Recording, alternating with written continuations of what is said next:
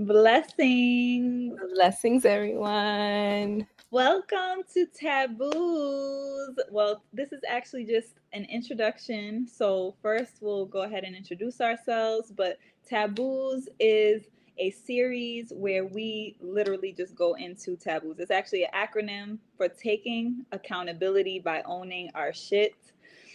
This is season 2. So if you were here for season 1, welcome back. If you are unaware of taboos, you can check the playlist for taboos and watch season 1, where we went into all different realms of different taboos and really important conversations that we need to have. So I want to allow my co-host Leani to lead us in introducing herself. hmm Blessings, y'all. I'm so excited to be having this conversation and even to be talking about taboos. I feel like it's probably the topics that are my favorite, the ones that we don't want to talk about and want to address. So I'll be joining Neff for season 2, where we'll be talking about different taboo topics, starting today with an interesting one that we'll see how it unfolds. For those who might not know me, my name is Leani Oliveira. In connection to this live, I'm a sexual alchemist. I'm a space holder, a healer, someone who is in love with transformation, which often means addressing the dark, looking at the things that people don't want to look at, uncovering the truth, and going into that juicy realm that informs so much light and creates, so much beauty. Yeah. And so I'm excited to, see what comes up. And also, if you're watching this, if you hop on, please share in the chat your name, where you're tuning in from, because this is a conversation. So we would love to have your input. Yes, Um, today is kind of impromptu. We just decided, hey, we need to get taboos back up and running. It's been kind of a lingering um, calling to start it back up and to have some of these conversations. But today we were just like, let's just get on, let people know we're going to start going on live Wednesdays at 8 p.m. So that way you know and you can prepare. And yes, we're going to invite you to come into the room to be part of the conversation, like Sis said. If you're watching from Leani's channel and you may not know who I am As Neferka. Those who love me call me Nef, so you can call me Nef. I am also a medicine woman, a sexual alchemist. Leani and I have put together a beautiful medicine experience that we've packaged as a retreat in Cabo Verde for Carnival, and we'll talk all about that. So I think sexual alchemy is the essence and the heart of a lot of these taboo conversations, because at the heart of it is power. Really, because whenever we put something into the shadow, we don't allow it to come forward, and it becomes something that festers, and it becomes opportunities for our power to leak, and for other entities and energies to leech and attach itself to us, which then, yeah, just spreads our power even thinner. So part of us having these conversations is an act of empowerment. So mhm. yeah, I'm also a farmer and uh, so many other things, but I think you'll get to know us more through this series, and I'm glad to have y'all here. We are here on the behalf of Tehuti Ma'at, which is a revolutionary instrument here for the upliftment and resurrection of people of African ascent worldwide. So one of the most prominent things that's happening right now on the world stage has been this kind of like circus and pageantry around the P. Diddy trial. So that's one thing that's happening, but there's so many other things that we want to talk about throughout this season's series in relation to, yes, sexual taboos, relationship taboos. And you get to inform the conversation also, like whatever the things are that you want to talk about. We know that our first episode, we want to do Get Your Freak On, which we'll talk a little bit right now about some of the themes and the importance, some of the spiritual dynamics that a lot of people aren't necessarily talking about when it comes to this trial. And I think it's also important to recognize that a lot of the things that it illuminated had to do with sex and people's sexual proclivities and all of that is important for us to begin to share and open up on the opportunities that it allows for us now as a collective to explore sex in a more or less taboo way. So I'm just going to, I think some of the themes that we want to talk about, I'm curious for you, sis, like how have you, because I know this is like that people have approached this case with a different degree of, you know, different angles, different vantage points. Sometimes I've been a little concerned about like some of the perspectives that people have on it, which is part of why I want to speak on it, because it tends to be something that's like polarized, like people have extreme views on one side or the other. And one of the main things that we embody and that Tehuti Ma'at represents is about speaking the truth. That's literally one of the ways you can interpret Tehuti Ma'at, is the expression of truth. And that's through balance. So actually having holistic conversations where we can see the truth on both sides. So I'm curious, like, what your vantage point has been coming in and what you see as some of the significant opportunities that this being on the world stage brings up for us, as especially as African people, because he is a representation of a powerful Black male archetype. Yeah, so I haven't followed the case like closely, right? But I can obviously feel and sense like the themes that it's bringing up in all of us and in our bodies, because so many other people are tuned in that I get like little glimpses of reactions that people are experiencing. And we've talked about it, but I think one of them is like just sexuality, period. Like the things that are happening in the dark right now worldwide, or has been happening in the world worldwide, from prostitution, sex work, to child trafficking, to sexual rituals. Like there's so many things that have been happening in the dark, and they're coming to the forefront to be addressed for us to see it. And a lot of people are really falling in the drama of it, like in the like the story and the characters in the story, versus what's really being amplified. Like you're saying, this is a Black man that's in a lot of power, and here we are. And we talked about this just a while ago, of like putting this Black man on stage and then like taking his manhood away, right? Like showing us how we could take a Black man's power. And this is a theme that you could talk about that's been kind of showing up. I think we talked about it, the sexual discipline piece, like how important that is, like feeling your sexual energy, knowing your sexual energy, embodying it, allowing it to flow, but still having discipline and like directing that energy from a conscious place, and not allowing it to be perverted in all these, again, kinks or like shadow acts that can come from suppressing your sexual energy, or like having a hypersexuality, like hyperly focusing on that being, the expression of how you're experiencing life in yourself and all these other things. And then I think the last one that I would uplift is the men, the woman versus the man, like traumas that we have around sexuality because of the feminine bodies that we have, and men being physically stronger than us, and all these things that are real in his nature that we can talk about and address. But oftentimes, it just triggers very personal things that we've experienced. And then we get into, again, the drama, the human drama of it. Yeah, and we definitely want to welcome, and we'll probably invite specific brothers also to join us to be part of this conversation, because I think it's very important to have that balance in terms of the narrative and perspective and insights that we share. But we also welcome, again, the audience to participate, be part of these conversations. We definitely want that. As you were speaking, one of the things that came up for me really strongly was the context. Like, I think sometimes it's very important to frame things for people, because when we talk about power, I always love to use Huey P. Newton, who is the co-founder of the Black Panther Party, his definition of power. Huey said, power is the ability to define phenomenon and make it act in a desired manner. So for me, I always hone in on the power of definition. If we're not in control of the narrative, if we're not putting it into our own context, our own worldview, we're not really operating from a place of power.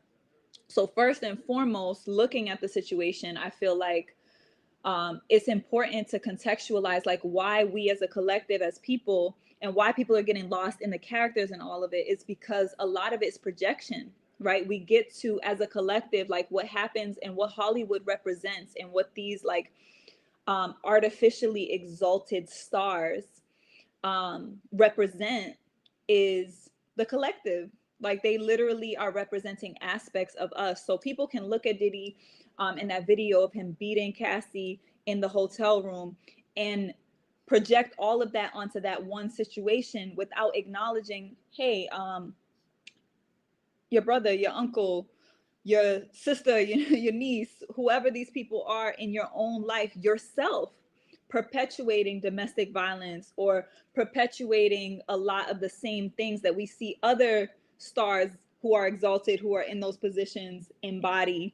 And yeah, it's a way for us to like kind of externalize things. So that's why even with the title of the series, like taking accountability by owning our shit, the power is in recognizing this is a reflection of me, right? So even though this man is on trial, which literally is standing judgment, which is what Ma'at is all about. Ma'at in the African principle of truth and justice is about recognizing that it's a moral inventory you do on yourself. So whatever I see in judgment externally is a reflection of something within me. So I think that that's something that's in our collective body. I think that there's a lot of sexual trauma that we still have to face with the enslavement of our ancestors and all of these different things that are being recycled that still needs to get purged out, that this serves as an opportunity to expose and shine light on. But just exposing and shining the light on it isn't the actual healing process. So I think that's the opportunity that we actually have, is like, what does that healing process look like? And how do we not just form a narrative that's like, oh, they're just trying to take a powerful Black man down. Like, no, this Black man needs to be accountable for the treacherous behavior that he perpetuated, and still we can have compassion for him because he learned that from somewhere. I have deep inclination around the sexual exposure that man had, that Sean Combs experienced as a child, that inform his sexual proclivities also. So all the opportunity of like looking at his choices and his sexual behaviors really does is it exposes really what patterns were informed by whatever cultivated him sexually. A lot of people were lifting things with the relationship with his mother that were really strange. And yeah, I think there's a lot of incest and like different aspects of sexual wounding that I also want us to hold and be careful with, in alignment with like the accountability and the acknowledgement of, um, you know, there people always have choices. There's some people who go through sexual trauma and they choose to perpetuate that and they recycle that and they become predators. There are other people who move through sexual trauma and it completely contracts them. There are other people who move through sexual trauma and they move through that darkness and they face the pain and they alchemize it and they heal it. So yeah, there's a very real conversation to be had around all of it. But like when you were speaking on that, I think that was one of the main things that came up for me, is like the context and like how do we even have the conversation from a place of power, compassion, and truth, because there's a lot of layers. Yeah, when you were describing like the looking at the thing from like it being a reflection of or of something inside of you, like for you to recognize that there's something inside of you, and like that the potential of that healing of doing that, like it literally brought me to like shadow work. It's like shadow work. Like what would happen if we were actually doing some shadow work right now with all of the cases that would happen? There would be so much sexual alchemy and healing. That's a great thing that we can do throughout Taboos, sis. Because, okay, so I have something called shadow play. And it's an approach that I take to doing shadow work essentially, but a way that makes it easier and not easier in the sense where it's like it's not going to be painful and it's not all of the things, but it's a matter of like the way that we frame it and the way that we approach the shadow or the darkness or the ugly and the grotesque, and see the beauty of it, see the necessity of it, see the power of it. So like even when it comes to simple things like introducing people to ancient concepts and ancient symbols, that's very empowering, because when we talk about our shit, I think specifically about kepra. Kepra is an ancient symbol of transformation, and it's the symbol of a dung beetle that has the wings raised. So that's something like maybe in some of the episodes we can share some of these images, but the wings of a falcon coming out of a dung beetle with a solar disk overhead. And it's a symbol for healing and transformation. But the dung beetle literally lays its eggs in a ball of shit, of animal waste. And from that, it follows those celestial cues from the sun. And it, after one lunar cycle, those eggs hatch from that shit. And it really represents the way that we have to recognize that there's nothing that goes to waste. Like everything on the earth is regenerative. Like the dung beetle's process is a process of cleaning the earth, of regenerating, of giving purpose to waste. Or when we think about in farming in general, when we use animal manure, right, which is animal waste, it's shit, but it's fertilizer. Compost is technically shit, right? It's like your food scraps and what you're throwing to waste.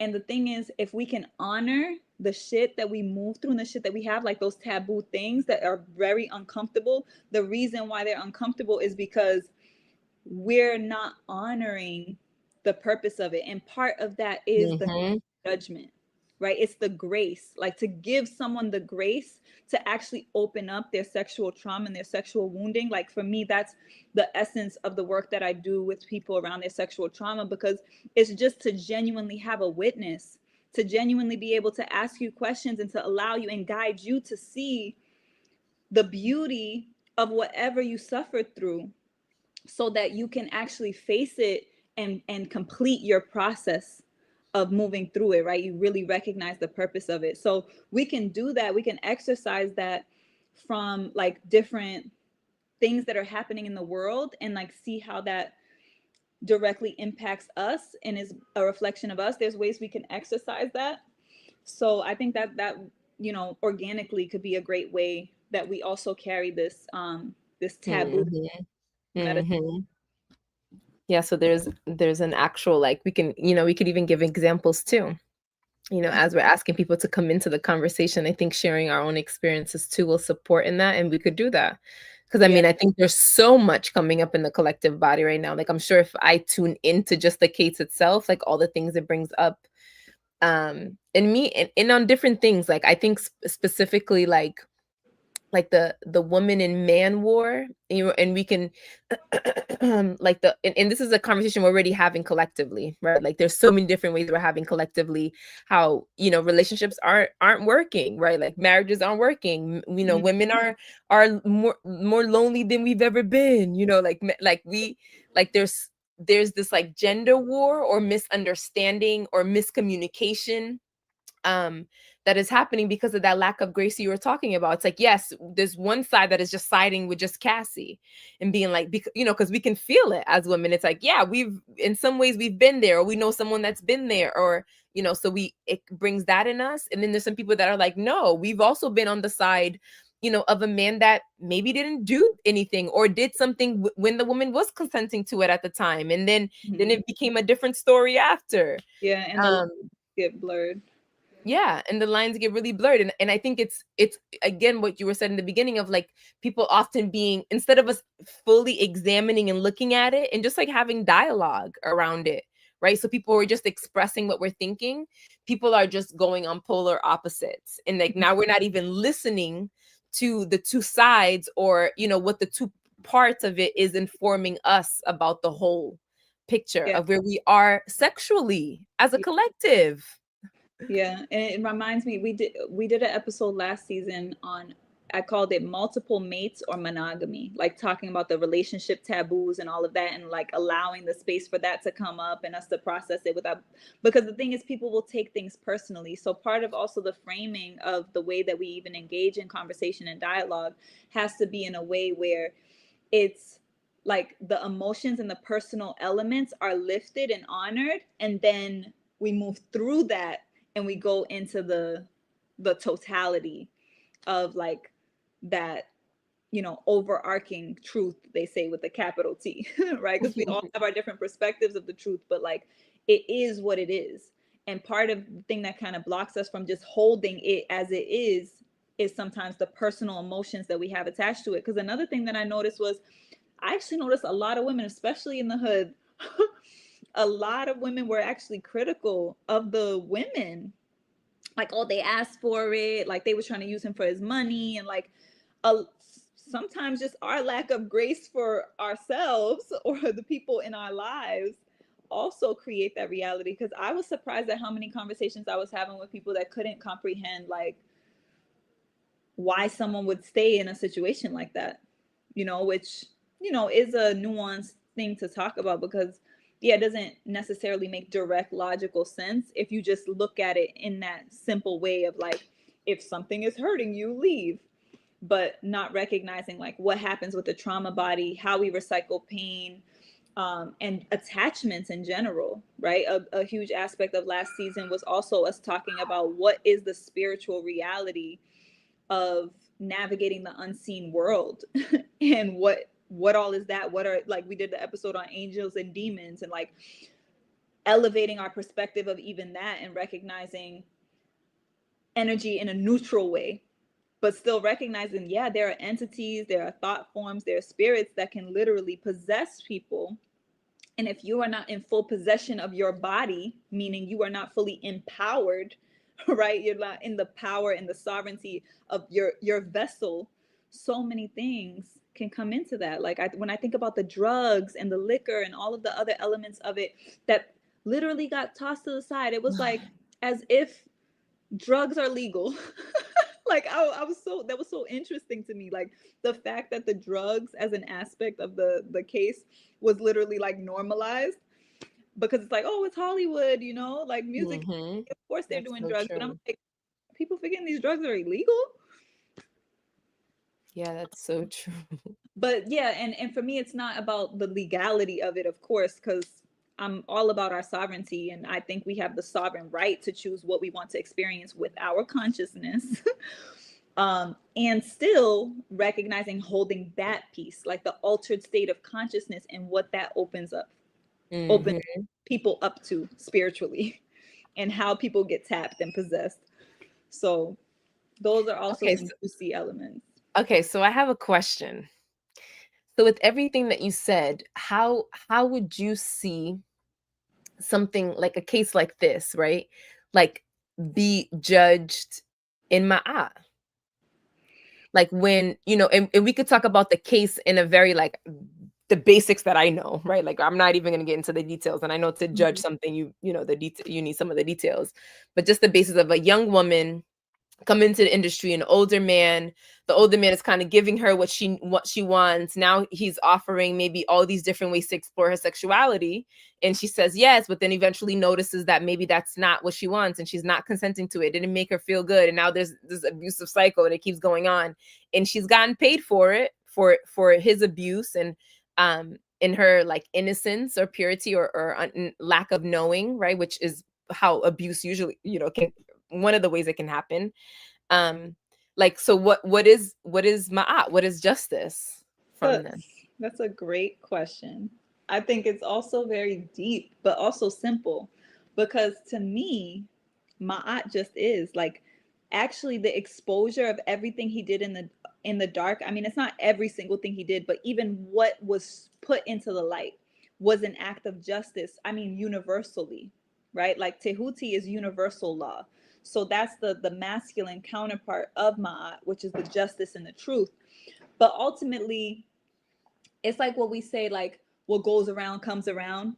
Like everything that's done in the dark will come to light eventually, but it's also a process. It's not like an instant thing. I don't think that in the halls of injustice of the divided states and this entity that we call the United States of America is going to be able to provide that level of like true, you know, justice, in the sense that, is he really being jured by a jury of his peers?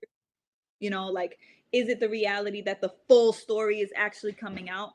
No. Even when we look at things like the whole situation with Jeffrey Epstein, things that were coming out about politicians, the entertainment industry, and all of that, so much of that is still suppressed because those are the people who are literally orchestrating the establishment.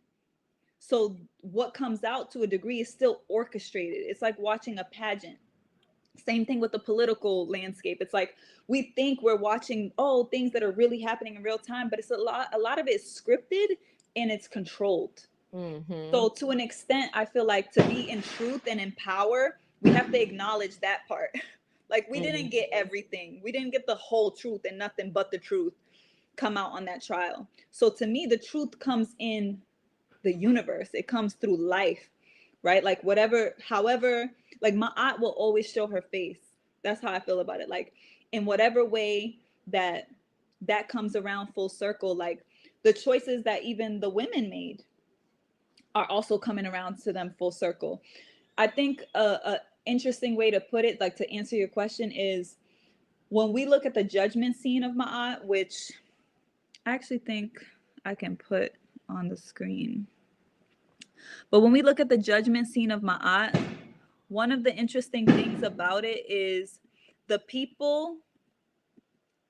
Oh, I don't think I have it here, but the querent and the person who's like in the judgment scene, your heart is coming to be weighed. And there were a few interpretations of that, right? Your heart is being weighed against the truth. So if your heart is heavy, you feel that in the moment, right? Like we feel when we're not in integrity, we feel when we're being dishonest.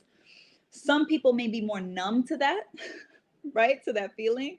But ultimately, we pay now. Like it's what we're creating in our lives. So I feel like the suffering that they experienced, they may have numbed themselves to. There's a lot of people that are still numbing themselves to, whether it's the drugs or any of those things.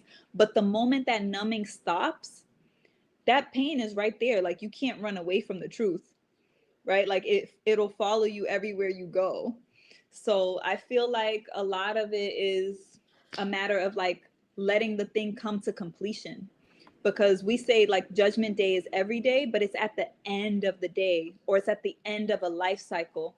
The place of judgment in terms of comedic science and this principle in itself from an African perspective is the judgment comes when something is complete. You can't necessarily judge something when it's still in its process, you know. So that's where the spirit of grace comes in, right? Because it's like you don't know where things will go. You know, people are still Mm-hmm. living and making choices every day, but every day they're also facing the reality of things. I think we just live in a world where there's so much numbing and escaping that Mm-hmm. it's almost like people just running away from the truth. And I think a lot of those things are, you know, in the coming revolutions, coming years, there's going to be a lot of like reckoning with that reality. Malcolm X used to say the rooster's coming home to crow. You know, like it's a reality. Like things are going to catch up with us. You know, the atrocities that have been perpetuated around the world, like eventually, yes, we're going to have to face that. The exploitation that has taken place all over the planet, and the benefits that some places and some people have, like it's going to come to a balancing, I think, as a like a part of natural law. Mm-hmm. Yeah, and what do you think this case is bringing up specifically for Black people? For Black people, I think it's bringing up, like you said, the dynamics in terms of how we see each other, right? How we're judging each other in terms of like men and women specifically, like Black males and Black females have a relationship dynamic that has been strained. And this just becomes another opportunity for us to see that. Like, how can we hold and value the truth of both sides, essentially? Um, Mm-hmm. so that's one aspect of it. But I think the sexual trauma is really the core of it. Like, what is the real state of where we are? Like, we put these people on a pedestal, and it kind of just illuminates like what our lack of power, um, our lack of focus, our lack of discipline in terms of the reality of the conditions that we find ourselves in right now, right? Like if we really face the reality of the conditions of of Black people right now, just here in the States, if we could actually grasp that, we would be a lot more serious. I think there would be a lot less people watching big screens with people playing with balls. You know, like, it's just a reality check that I feel like doesn't necessarily happen inherently because some people are desensitized to it. It is an opportunity, and that's why having conversation around it is helpful, so that we could face and see like what's actually happening. Why are we putting these people on the pedestal? But the reality is so many people are still, you know, defending defending that behavior and propping up the entertainment industry, even though it's literally perpetuating so many aspects of destruction specifically for us. When I think about like the prison system and the direct connection with hip hop and the music industry, if we really want to talk about like what does Diddy represent as a mogul, was the corruption of that art form. That's what he represented. And that was directly in the influence of big private prison business invested in the music industry.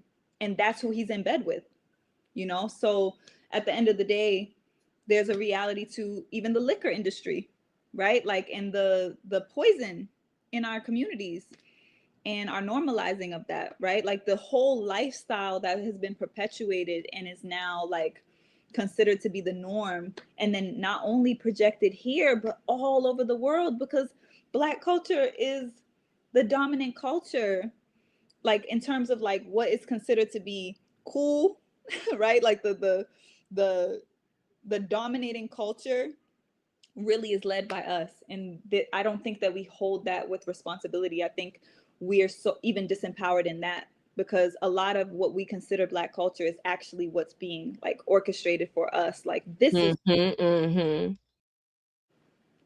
hmm yeah. And I also think that an aspect of, or like an opportunity for us to like face our identity as well, like our identity in the world, um because most of what gets perpetuated on the world stage is typically negative expressions of culture. So I think taking control of our narrative is very important right now. um, while that's happening on the world stage, there's also all these other powerful things happening right now. So how do we also lift that, and what is the relationship with that to what's happening right now? Because even when I think about identity, right, there's an aspect of the indigeneity of African people, of Black people, of you know, like even thinking of that, like what are we calling ourselves, right? Melanated people. There's an aspect of, oh, sorry, the audio is, oh, I can't hear you. Sounds like a banging in the audio. Let me see if I mute you and unmute you. Still happening. I don't know. Maybe see what's up with your mic. Are you talking? Well, I don't know. Maybe try to go out and come back in.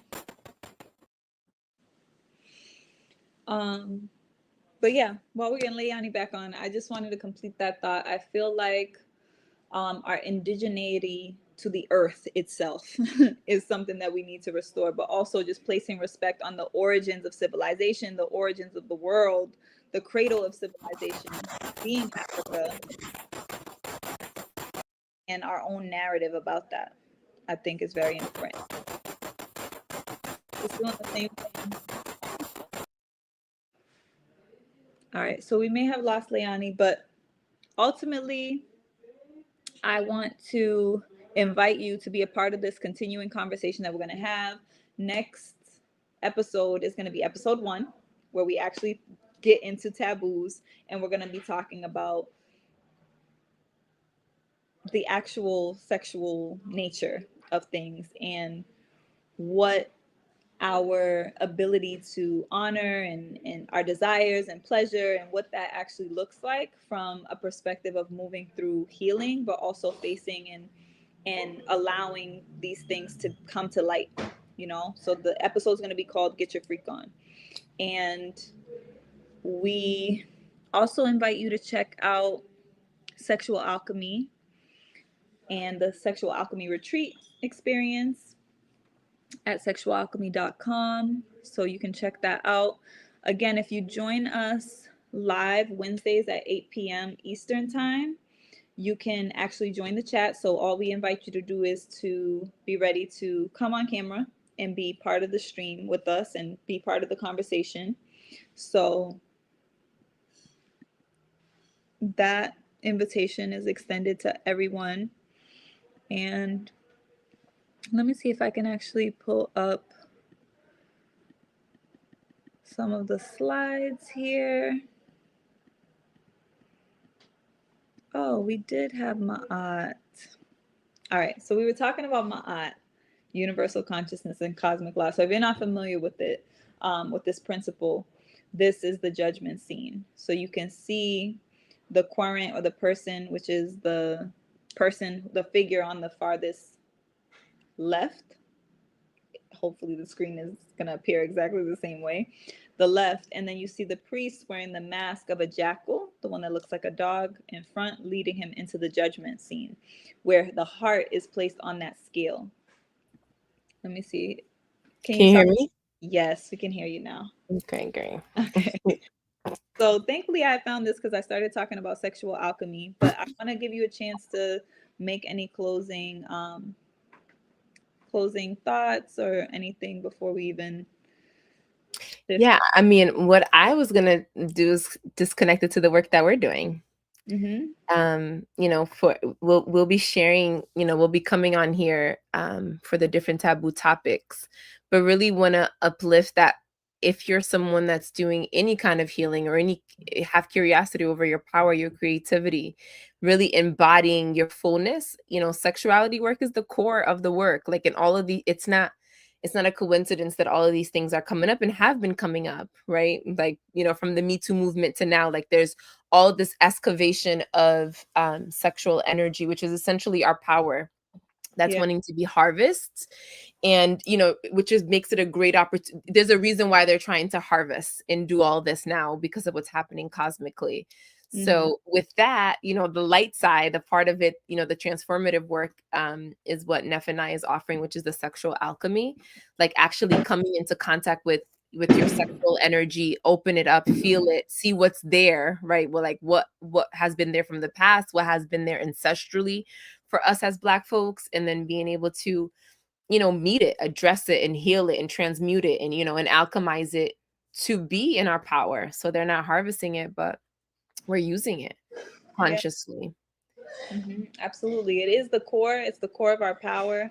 Let me just remove this for a second so that I can put on the screen. But sexual alchemy as a retreat experience is us going into this medicine of sexual alchemy, but also a lot of the conversations and things that we're going to be talking about in Taboos is that opportunity, right? But this experience itself, if you go to sexualalchemy.com, you can actually see more details about this experience that we're cultivating, why it's specifically important for people of African descent, especially because the art of chemistry, the science of chemistry is the science of Blackness itself, quite literally. It is carbon, it is the building blocks of life.